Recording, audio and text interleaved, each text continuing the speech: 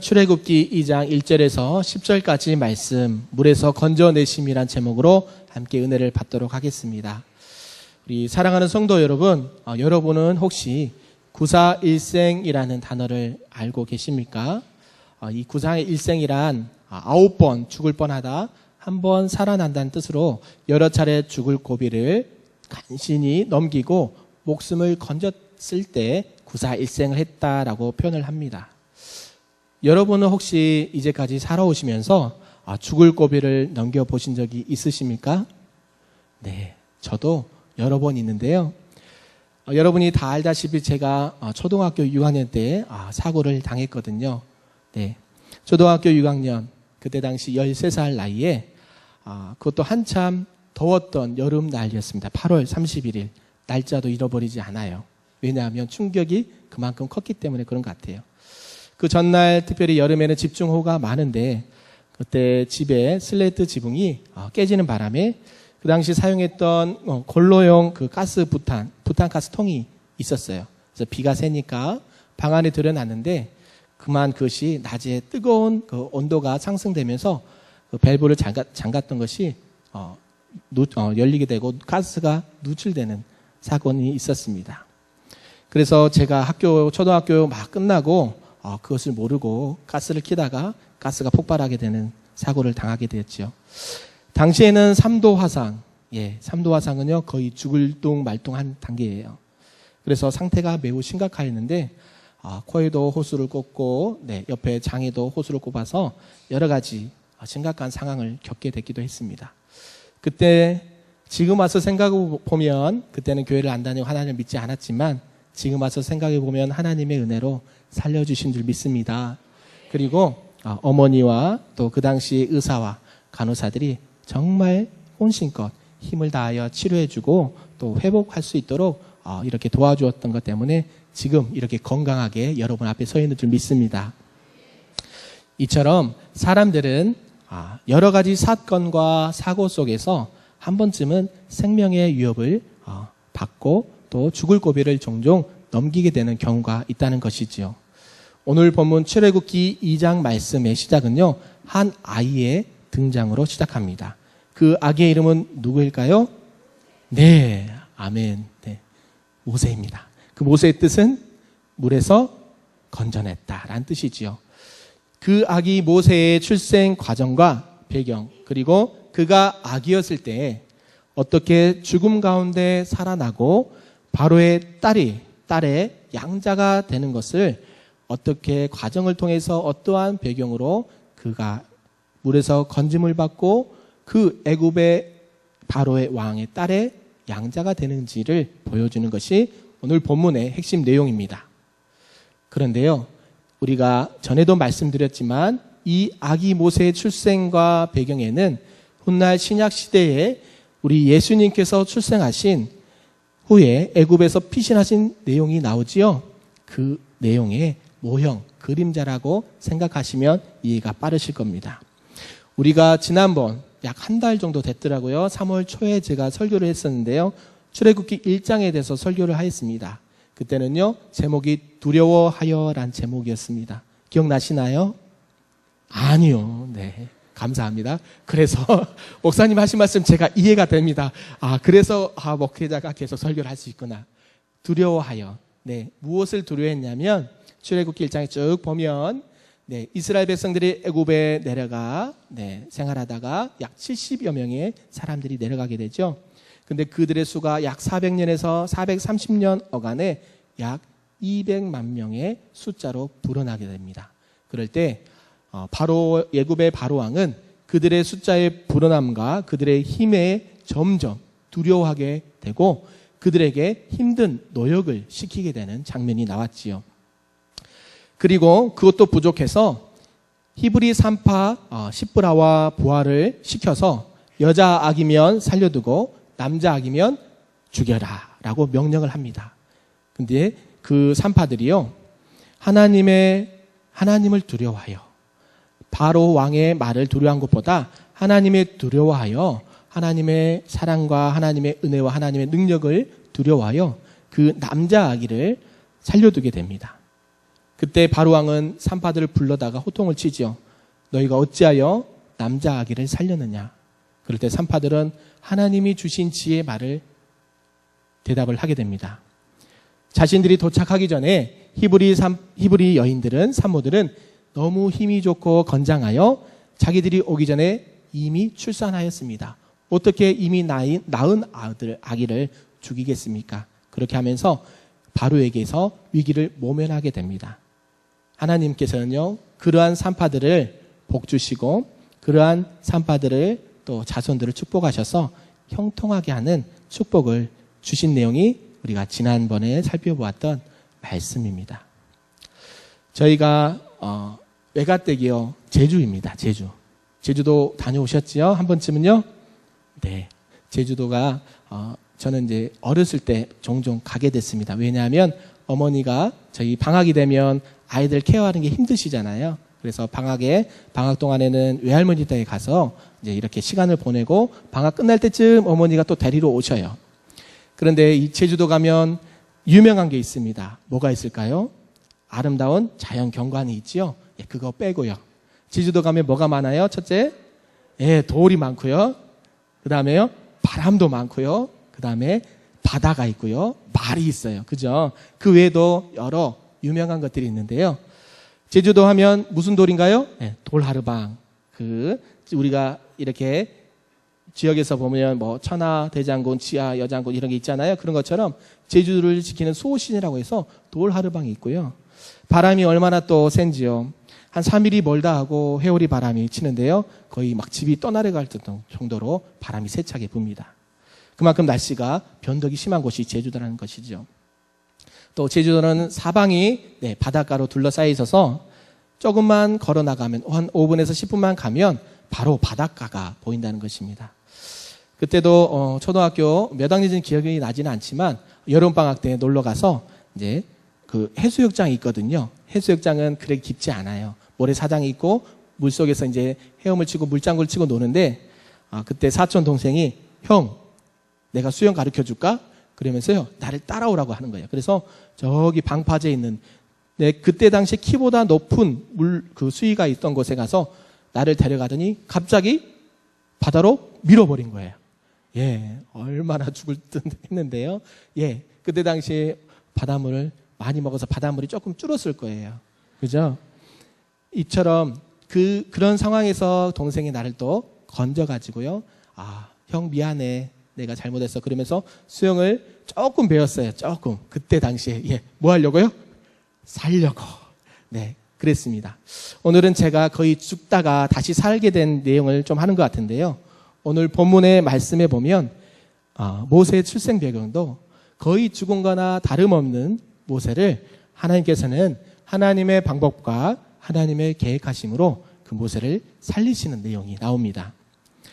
사랑하는 성도 여러분, 여러분은요 혹시 죽을 것만 같은 상황을 혹시 맞닥뜨리진 않습니까?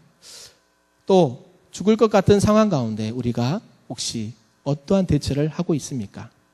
가장 최선의 방법은요, 하나님께서 도우시고 하나님의 방법대로 사는 것이 가장 사는 길이고 최선의 방법임을 믿습니다. 우리 사람들은요, 모든 인생길에서 죽을 것만 같은 그런 상황 가운데서 오직 주님의 손길을 붙들고 하나님의 은혜를 간구할 때요, 하나님은 그 손길을 붙드시고 물에서 건져내실 줄 믿습니다. 아멘. 그러하여금 죽은 자를 살리시고 병든 자를 고치시며 눌린 자를 자유케 하시는 하나님의 은혜가 우리 모두에게 있기를 소망합니다. 아멘. 우리 본문에서 보면요, 바로왕은 히브리인들의 인구 말살 정책을 폈습니다. 여자이면 어떻게 하라고요? 살려두고 남자이면 죽여라. 그런데요, 그것도 안 되니까 이제는 22절에 보니까요, 나일강에 던져라 라고 말합니다. 우리 출애굽기 1장 22절을요 한번 다 같이 스크린을 참조해서 읽어보겠습니다. 시작. 그러므로 바로가 그의 모든 백성에게 명령하여 이르되 아들이 태어나거든 너희는 그를 나일강에 던지고 딸이거든 살려두라 하였더라. 아멘. 예, 우리가 아까 살펴보았듯이 딸이면 살려두고 아들이 태어나거든 나일강에 던지고, 그만큼은 죽이란 이야기죠.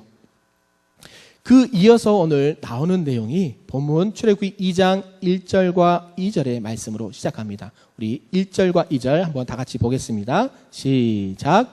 레위 가족 중 한 사람이 가서 레위 여자에게 장가들어 그 여자가 임신하여 아들을 낳으니 그가 잘생긴 것을 보고 석 달 동안 그를 숨겼으나. 아멘. 이렇게 그러한 인구 말살 정책을 폈음에도 불구하고요, 누가요? 레위 가족, 레위 사람들은요, 남녀 간에 무엇을 했다고요? 사랑을 했대요. 그리고 장가들어 출산을 했는데 남자아이, 아들을 출산했다고 말하고 있습니다.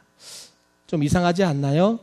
왜 하필이면 나일강에 던지고 죽이고 살리라는 말씀 다음에 바로 레위 자손들이 결혼하고 아이를 낳는 장면을 기록하고 있을까요?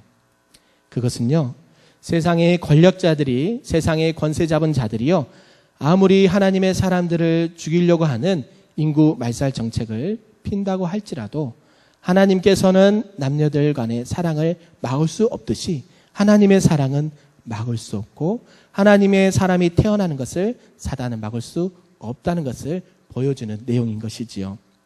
그것을 우리는 하나님의 절대 주권이라고 합니다. 들어보셨지요? 하나님께서 하나님의 힘으로, 하나님의 방법으로 하나님의 일들을 주관하여 이끌어 가실 때 우리는 하나님의 절대 주권이라고 표현을 합니다. 우리가 잘 알고 있듯이 여러분은 혹시 사랑의 하나님이란 표현을 들어보셨습니까? 들어보셨나요? 네. 우리가 기도할 때도 사랑의 하나님, 찬양할 때도 사랑의 하나님, 또 누구를 만날 때도 하나님에 대해서 설명할 때 하나님은 사랑이시라 라고 말씀하지 않나요? 저만 그런가요? 아니죠. 우리 모든 성도님들도 하나님을 표현할 때 어떻게 하십니까? 사랑의 하나님. 이 사랑의 하나님께서는요, 남녀 간에 서로 사랑하면서 특히 하나님의 말씀을 맡은 레위 족속이 아들을 낳아 그의 출생을 기록하고 있다는 것은요, 이제 이스라엘 백성들을 출애굽시킬, 구원시킬 하나님의 놀라운 계획을 시작하셨다는 것입니다. 우리가 전에도 아까 살펴보았듯이 이스라엘 백성은 약 70명이 애굽에 들어가서 살게 되었습니다. 그리고 약 400년에서 430년 동안 이변망명으로 인구가 불어나는 것을 경험하게 되었죠. 우리가 지난번에 살펴보았듯이 이거는요, 하나님께서 후손에 대한 언약의 성취라고 말씀을 드렸을 겁니다. 왜요? 하나님께서는 약속하신 것을 반드시 이루시는 분이라고 말씀하셨죠. 아브라함의 하나님, 이삭의 하나님, 야곱의 하나님께서 무엇을 약속하셨나요? 내 자손이 하늘의 별과 같이 바다의 모래와 같이 어떻게 된다고요? 많아질 것이다 라는 것을요, 이스라엘 백성들이 애굽 땅에서 살아갈 때에 정말로 인간적으로 계산할 수 없을 정도로 기하급수적으로 인구가 팽창했다는 것을 보게 됩니다. 이 모든 것은요, 하나님께서 이스라엘 백성들에게 하나님의 언약을 성취하시고 이제 인구 증가뿐만 아니라 하나님이 출애굽시켜 하나님께서 나중에 살펴볼 젖과 꿀이 흐르는 가나안 땅, 약속의 땅, 하나님께서는 땅을 기업으로 주신다고 약속을 하셨거든요. 그래서 그것을 성취하기 위해서 이제 이루어가는 과정이 오늘 본문에서부터 시작한다는 것입니다. 모세의 엄마는 요게벳이라고 합니다. 그런데 이 요게벳은요, 그 아들을 낳고 그가 잘생긴 것을 보고 석 달 동안 숨어서 그를 키웠다는 것을 알 수가 있습니다. 우리 본문에 보면 2절과 3절을 함께 다 같이 보겠습니다. 시작. 그 여자가 임신하여 아들을 낳으니 그가 잘생긴 것을 보고 석 달 동안 그를 숨겼으나 더 숨길 수 없게 되매 그를 위하여 갈대 상자를 가져다가 역청과 나무진을 칠하고 아기를 거기 담아 나일 강가 갈대 사이에 두고. 아멘. 2절에서 보니까요, 아들을 낳았는데 아들이 어떻게 생겼다고요? 누구처럼요? 그런 말은 성경에 나와 있지 않습니다. 네, 그걸 들으려고 한 건 아니고요. 아들을 낳았는데 그가 잘생겼다라고 표현합니다. 그렇다면 얼마나 잘생겨야 이런 표현을 할까요? 영화배우 장동건 씨 정도 닮아야 좀 잘생겼다고 할까요? 아니면 우리가 어르신들은 한참 신성일 씨라고, 그죠? 영화배우 그 정도의 어떤 인물이 돼야 잘생겼다고 할까요? 아닙니다. 오늘 성경에서 나오는 잘생겼다는 것과 아름다움은 그러한 외적인 아름다움을 의미하는 것이 아닙니다. 이는 그의 잘생긴 외모보다 레위 족속인 그들은 하나님의 창조의 원리로 그 아들의 잘생김을 보았다는 것을 알 수가 있습니다. 하나님께서는 창세기 1장에서 보면요, 온 인류와 우주 만물을 창조하시고 여섯째 날 마지막 날에 지으신 것이 무엇일까요? 하나님의 형상대로 사람을 창조하시고 하나님이 보시기에 심히 좋았더라 말씀하셨죠? 아멘. 저만 알고 있는 거 아니죠? 하나님이 하나님의 형상대로 사람을 만드시고 그것을 보시기에 어땠다고요? 심히 좋았더라. 예, 이것을 성경 언어에 보면 토브라는 단어를 씁니다. 하나님 보시기에 심히 좋았다는 표현과 뜻을 가지고 있는데요. 오늘 모세 부모가 이 모세 자기 아들을 보고 토브, 하나님께서 보시기에 심히 좋았더라, 심히 아름다웠다라는 것을 표현하고 있습니다. 레위 족속에게는요, 자기들이 해야 될 의무가 있었습니다. 그것은요, 하나님의 창조의 언약의 말씀을 다시 이루어가야 될 의무가 있다는 것이죠. 그래서 하나님의 창조적 아름다움이란 인간이 아담과 하와가 타락하기 전 상태, 그 상태를 하나님께서 보시기에 심히 좋았더라 하셨던 것처럼 너의 아들, 이 아들이 그런 창조의 질서를 회복시키는 아들이 되길 원하신다는 의미로 잘생겼다라고 생각을 하였던 것이죠. 나일강에 또 갈대 상자를 만들어서요, 그를 이제 그 나일강에 띄웁니다. 왜요? 왕의 명령을 어기면 그 부모도 죽게 되니까요. 그런데 이 갈대 상자, 여러분, 운전자가 있습니까? 없습니다. 방향키가 있을까요? 없습니다. 모세를 태운 갈대 상자는 운전자도 없고 방향을 잡는 키도 없습니다.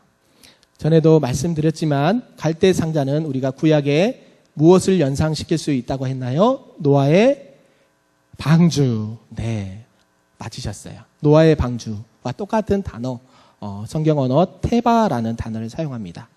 모세를 살리는 구원의 방주, 이것이 곧 갈대 상자, 하나님께서 키도 없고 운전자도 없는 그 갈대 상자를 운행하시고 노아의 방주를 운행하시고 아라랏산에 다다르게 하셔서 노아의 가족들을 살리시며 구원의 역사를 이루어 가셨던 것처럼 오늘 말씀도 모세를 갈대 상자에 태워 하나님의 방향과 하나님의 뜻대로 그를 인도해 가시는 하나님의 손길을 보여주신다는 것입니다. 아유, 갈대 상자가 그런 의미가 있는지 잘 모르셨죠? 아셨죠? 네, 대답이 없으십니다. 네, 노아의 방주에도요, 운전자가 따로 없었고 방향키가 따로 있었던 것은 아닙니다. 그 모든 방향과 결과는 오로지 하나님께서 아시고 하나님께서 이끌어 가신다는 것을 말씀해 주고 있습니다. 이것은 오로지 하나님 한 분만 우리의 인생을 인도하시고 보호하시고 살리신다는 것을 의미합니다. 그렇다면요, 저와 여러분은 지금 어떤 구원의 방주를, 구원의 갈대 상자를 타고 계십니까? 내 힘으로는, 내 의지로는 어찌할 수 없는 오직 주님만을 믿고 따르는 길을 가시기를 소망합니다. 오직 주님만이 나를 이끌어 가시는 테바가 되어주시고 오직 그 하나님의 구원의 은혜를 경험하는 자가 저와 여러분이 되기를 소망합니다. 그래서 인간의 어떠한 노력과 인간의 행위가 아니라, 인간의 어떠한 공로와 업적이 아니라 오직 우리 주 예수 그리스도의 십자가의 보혈의 능력과 그분의 공로로 말미암아 우리는 구원을 얻게 되는 줄로 믿습니다. 하나님의 자녀로 또한 온전케 삶을 살게 되는 것을 믿으시길 바랍니다. 오늘 본문에서 보면요, 본문 이어서 계속 보면 더 신기한 일이 발생하게 됩니다.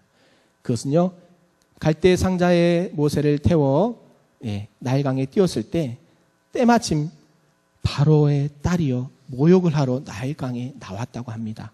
우리 5절과 6절을 한번 읽어보겠습니다. 시작. 바로의 딸이 모욕하러 나일강으로 내려오고 시녀들은 나일강가를 거닐 때에 그가 갈대 사이에 상자를 보고 시녀를 보내어 가져다가 열고 그 아기를 보니 아기가 우는지라. 그가 그를 불쌍히 여겨 이르되 이는 히브리 사람의 아기로다. 아멘. 네, 지금 이 여인은 누구인가요? 대제국 애굽의 바로의 딸 공주입니다. 그런데요, 궁전에 모욕할 곳이 없어서 나일강에 나왔을까요? 모욕할 물이 없어서 나일강가에 와서 모욕을 했을까요? 아니지요. 그가 모욕하러 나올 이유가 전혀 없어요. 그런데도요, 그녀는 모욕하러 나일강에 나왔습니다. 혹시 저희들도 집에서 샤워할 때 집에서 웬만하면 샤워를 다 하시죠. 근데요, 내가 저기 동진강과 영산강에 나가서 모욕을 할 테니 나를 따르시오 하시는 분들 안 계시죠. 예, 그런 것처럼요, 아주 특별하게 그날은 무엇 때문인지 모르지만, 성경이 기록돼서 돼 있지 않아서 모르지만 그 바로의 딸이 모욕하러 나일강가에 시녀들과 함께 나왔다는 것이지요. 그리고 거기에서 갈대 상자 안에서 울고 있는 모세를 발견하게 됩니다. 사랑하는 성도 여러분, 이러한 일은 누가 계획하시고 추진하는 것일까요? 하나님이십니다. 이 모든 일은요, 하나님께서 계획하시고 이끌어 가십니다 라고 말할 수밖에 없다는 것입니다. 우리는 그것을 하나님의 섭리라고 합니다. 한번 다 같이 따라해 볼까요? 하나님의 섭리. 아멘. 이 하나님의 섭리하심은요, 인간의 생각, 인간의 사고, 인간의 지식, 인간의 경험, 인간의 모든 어떠한 능력으로도 다 알 수 없지만 하나님께서는 하나님의 구원의 역사를 이루어 가시는 것이 하나님의 섭리라고 합니다. 우리 하나님은요, 하나님의 방법, 하나님의 계획하심이 모든 인간들이 세상에서 살아가는 그 역사 가운데 하나님의 구원의 경륜을 이루어 가시는 하나님의 섭리가 있는 줄 믿습니다. 그런데요, 그 섭리 가운데 말씀을 보니까 더 기이한 일이, 아까는 모욕하러 나왔죠? 더 기이한 일이 발생했다고 합니다. 우리 6절을 한번 볼까요? 시작. 열고 그 아기를 보니 아기가 우는지라. 그가 그를 불쌍히 여겨 이르되 이는 히브리 사람의 아기로다. 아멘. 시녀들과 함께 갈대 상자를 열어보니 울고 있는 아기가 있는데 누구의 아기라고요? 히브리 사람의 아기인 줄 알게 되었어요. 왜요? 바로가 그렇게 명령을 했잖아요. 남자이면 나일강에 던져서 죽여라 라고 했다는 것을 알고 있기 때문에 그 아기는 벌써 히브리 사람의 아기라는 것을 알 수 있었다는 것이죠. 근데요, 희한한 것은요, 그가 그를 보고 불쌍히 여겨라고 말씀하고 있습니다. 그를 불쌍히 여김. 헤세드 많이 들어보셨죠? 헤세드란 단어를 사용하는데 하나님의 자비하심, 하나님의 긍휼한 마음을 표현할 때 그를 불쌍히 여겼다고 표현하고 있다는 것입니다. 이것을 하나님께서는요, 바로의 딸에게 그 모세를 본 순간 심어주셨다는 것입니다. 이것은요, 하나님이 하시지 않으면 할 수가 없는 것. 왜요? 그는 바로의 딸이라 그 아기가 죽어 마땅한 것을 알고 있지만 그 아기를 보고 불쌍히 여겨 그를 어떻게 해야 되겠다? 살려야 되겠다는 마음이 그 안에 하나님이 심어주셨다는 것이지요. 우리 박인혜 사모 얘기를 좀 하겠습니다. 우리 박인혜 사모의 친구 중에요, 한 사모님이 계십니다. 박인혜 사모를 얘기하려고 하는 게 아니라 박인혜 사모의 친구이신 한 사모님의 이야기입니다. 그분은 목사님과 함께 일반 목회, 우리처럼 교회에서 목회를 하시는 일반 사역을 하시다가 지구촌 교회에서 사역을 하시다가 따로 나오셔서 특수 사역을 하시는 분이신데요. 그분은 어떤 사역을 하시냐면 미혼모들을 케어하는 사역을 하십니다.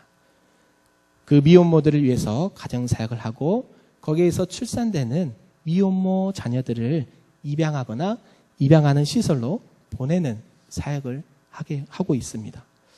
이러한 특수한 사역, 귀한 사역의 가장 밑받침이 되는 것이 과연 무엇일까 생각했을 때 그것은 오늘 바로의 딸이 느꼈던 것처럼 하나님의 헤세드, 하나님의 자비하심과 그 영혼을 향한 하나님의 긍휼하심이 있기 때문에 그러한 사역들을 감당하리라고 생각을 합니다.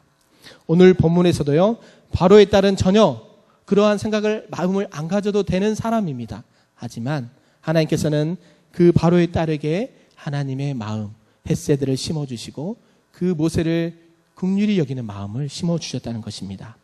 그런데요, 더 나아가서 보니까 그 모세의 누이 미리암이라는 사람이요, 바로의 딸에게 이렇게 말합니다. 우리 본문 7절을 한번 다 같이 보겠습니다. 시작. 그의 누이가 바로의 딸에게 이르되 내가 가서 당신을 위하여 히브리 여인 중에서 유모를 불러다가 이 아기에게 젖을 먹이게 하리이까? 네. 내가 당신을 위하여 히브리 여인을 알고 있는데요, 이 여인 중에 유모를 불러다가 아기에게 젖을 먹인 것은 어떨까요? 라고 이렇게 물어보고 있다는 것이죠. 그때 바로의 딸이 뭐라고 대답합니까? 그렇게 합시다 라고 대답을 하지요. 그리고요, 더 신기한 거는 그 바로의 딸은요, 유모에게 아기에게 젖을 먹이는 무엇을 준다고요? 삭도 준다고 하는 거예요. 할렐루야 아닌가요? 네, 돈도 준대요. 근데 그 유모가 누구예요? 모세의 엄마잖아요. 한번 물어볼까요? 우리 자녀를 낳으신 우리 성도님들 어때요? 내가 사랑하는 아이에게 젖을 물릴 때 누구에게 돈을 받고 물리신 적이 있습니까? 없으시죠? 네, 그런데요, 하나님께서는요, 그 모세의 어머니 요게벳과 미리암의 간절한 마음을 보시고 또 하나님의 구원과 섭리 계획 가운데 자기의 아들에게 젖을 물리면서도 오히려 왕의 딸에게 삭스를 받고 돈을 받고 젖을 먹이고 또한 그가 어느 정도 자랄 때까지 케어하고 돌봐주었다는 것을 보게 됩니다.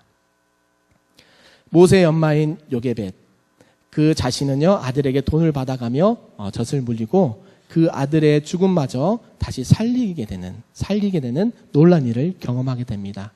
이것은 우리가 계속 살펴보듯이 인간의 생각으로는 도저히 생각할 수 없는 일입니다. 우리 10절을 한번 다 같이 볼까요? 10절입니다. 시작. 그 아기가 자라매 바로의 딸에게로 데려가니 그가 그의 아들이 되리라. 그가 그의 이름을 모세라 하여 이르되 이는 내가 그를 물에서 건져내었음이라 하였더라. 아멘. 얼마 전까지만 해도 갈대 상자에 들어가서 나일강에 들어가서 죽을 수밖에 없는 그 아기의 모습을요, 어때요? 이제는 어머니 품속에 젖을 물리는데 오히려 돈을 받고 그 아기를 살리게 되는 것을 보게 된다는 것이죠. 그러한 것이요, 하나님의 놀라운 은혜가 아닌 것입니다. 하나님의 놀라운 은혜인 줄 믿습니다.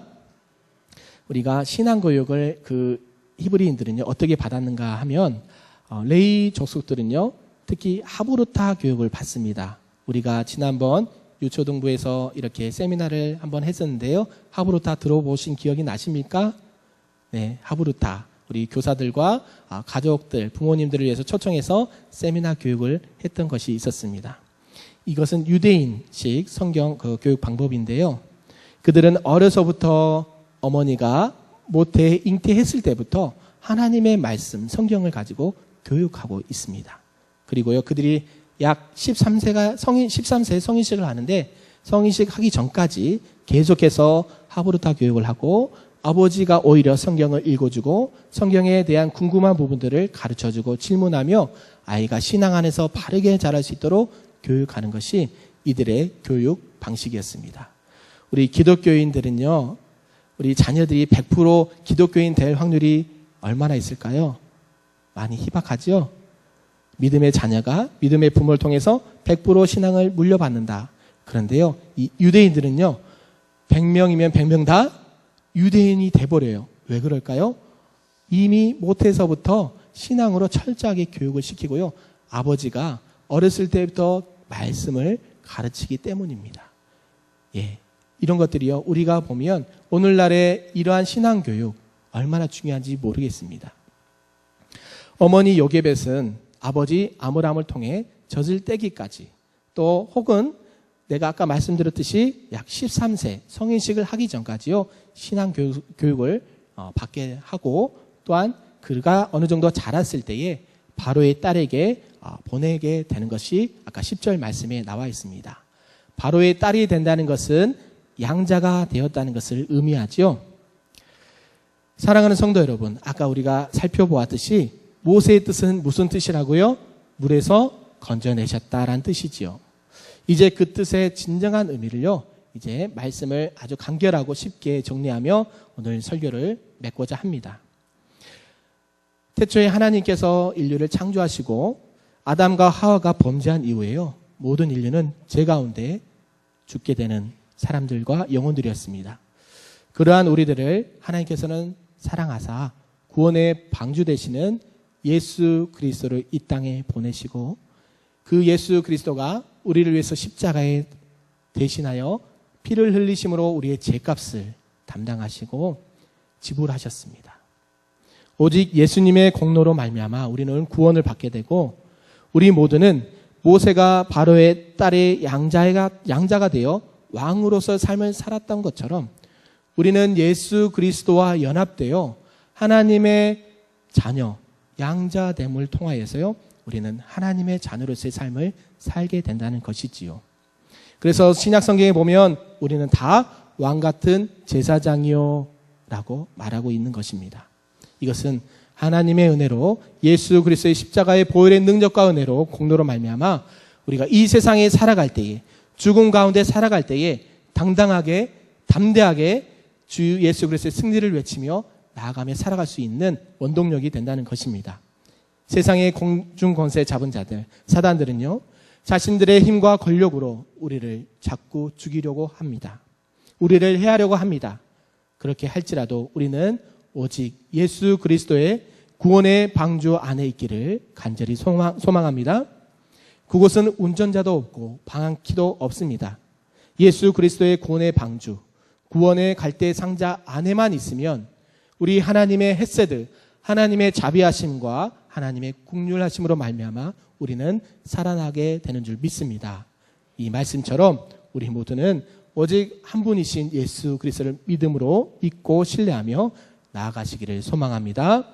모세가 물에서 건짐을 받았던 것처럼 우리 또한 물속에 빠져가는 죽어가는 영혼들을 살리는 자들 다 될 수 있기를 주님의 이름으로 축복합니다. 그리하여서 나 혼자만 구원받고 나 혼자만 하나님의 자녀가 되는 특권을 누리는 것이 아니라 아직도 예수 그리스도를 믿지 못하는 사랑하는 가족들과 지인들을 위해서 우리가 날마다 기도하며 이 구원의 방주 되시는 예수 그리스도를 증거하시는 저와 여러분의 삶이 되시기를 주님의 이름으로 축복합니다. 아멘. 우리 들은 말씀 가지고 제가 잠시 기도하겠습니다. 사랑과 은혜가 충만하신 아버지 하나님, 감사합니다. 물속에 빠져 죽어가는 저희들을 살리신 아버지 하나님, 하나님의 자비하심과 긍휼하심에 진심으로 감사를 드립니다.